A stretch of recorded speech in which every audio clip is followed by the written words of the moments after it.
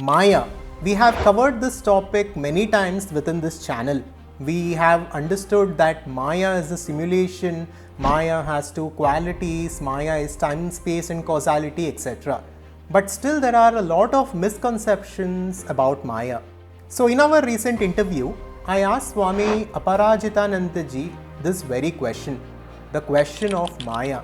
And let us look at his simple answer and his simple explanation to understand the nature of Maya and the nature of reality by the end of this video. One of the most famous things that Adiguru Shankaracharya said was Brahma Satya Jagat Mithya Jiva Brahma Ivanapara. So the consciousness alone is real. The world as we see it is an appearance, and individual Jiva is one with that infinite consciousness. Yes.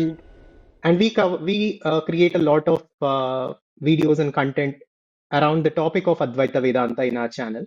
And one of Mm. the issues and one of the comments that we keep getting is about the nature of Maya. Mm. So, if what Advaita Vedanta says is that there is only one consciousness, then what is this Maya and where is this Maya? So, people from different other philosophies and people who do not understand it, they have a lot of questions about Maya. So, what is the nature of this Maya, Swamiji? So we have so many definitions with regard to what this Maya is. Hmm, One definition is Ya Ma Sa Maya. hmm, That which is not is Maya. hmm, This one definition. The second definition is Brahmashraya Maya. This Maya has no independent existence, but it exists upon Brahman, the ultimate hmm, reality. Another definition is Avarana Vikshepatmika Maya. What does this Maya do?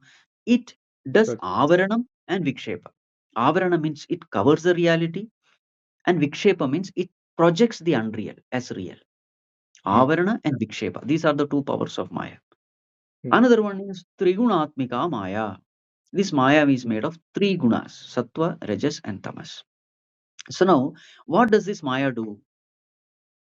So it covers the reality and projects the unreal as real.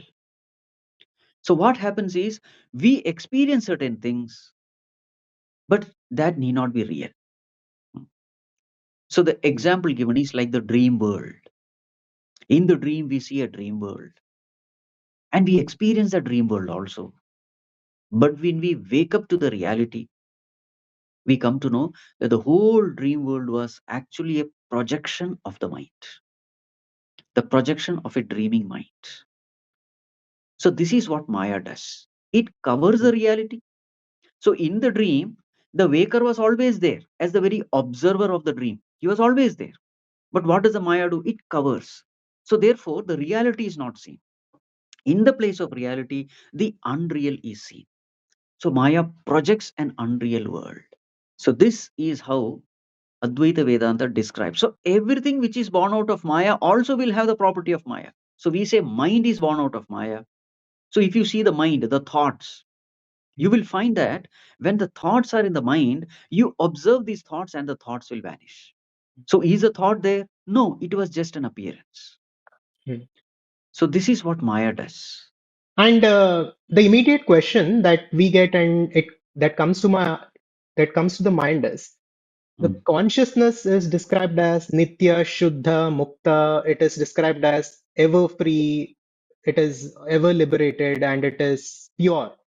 And Yes. Maya is a, as we know, it is a projection, and it conceals the reality. So these are the properties of Maya.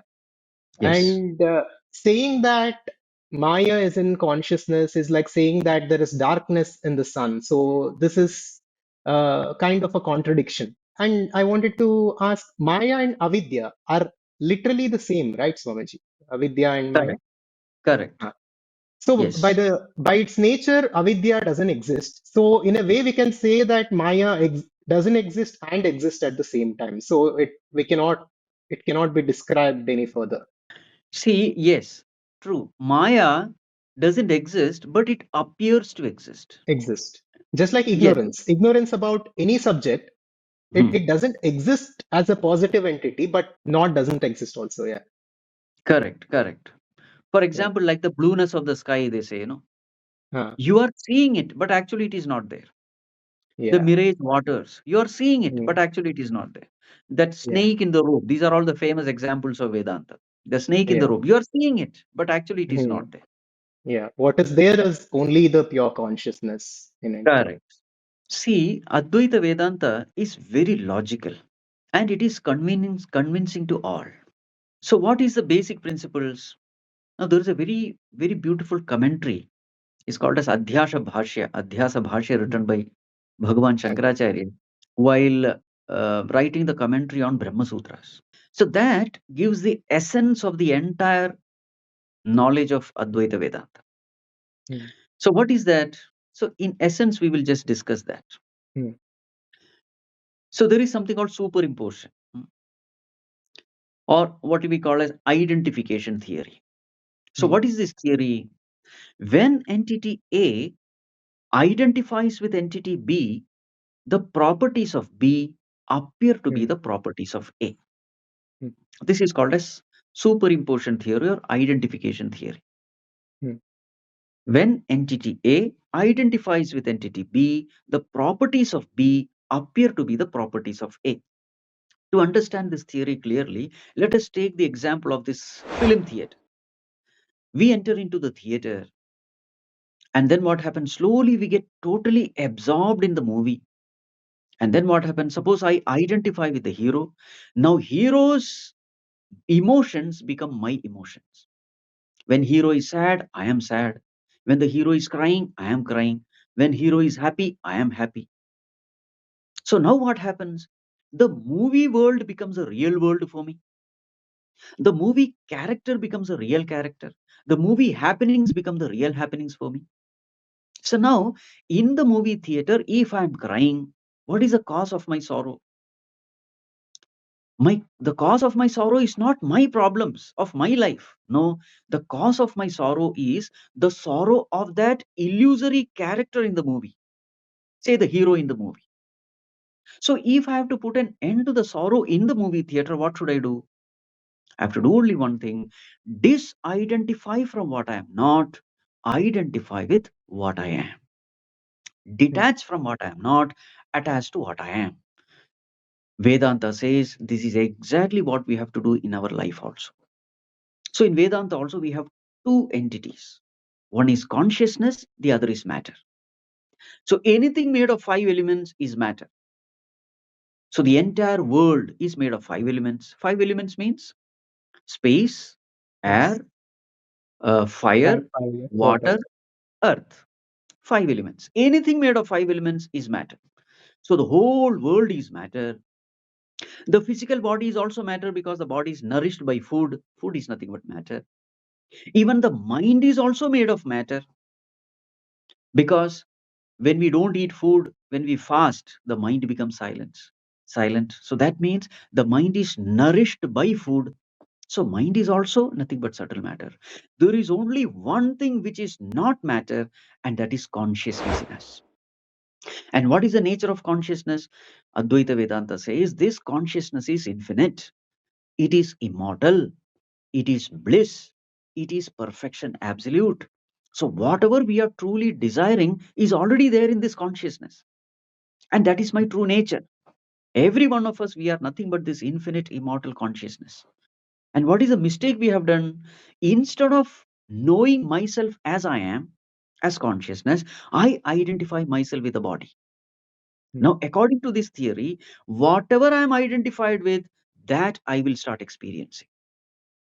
My experience will depend on not upon what I am, but with what I am identified with. So, if I am identified with a physical, imperfect body, so then I will start experiencing imperfection. And will I be happy with imperfection? No. Since my nature is perfection, I cannot be satisfied with imperfection. Since my nature is immortality, I cannot be happy with this mortal body. Since my nature is infinite bliss, I cannot be happy with sorrows of the world. So every one of us, we are struggling to come out of this sorrow. We are struggling to come out of this state of mortality. We are struggling to come out of this imperfection. So, what does Advaita Vedanta say? Know yourself. You don't have to do anything because perfection is already your nature, it is already you. You don't have to create it, you don't have to attain it. You have to just know yourself as you are. So, this is the beauty of Advaita Vedanta. If you liked the video, check out this next and make sure to subscribe to our YouTube channel for more content like this. Thank you and welcome to our community.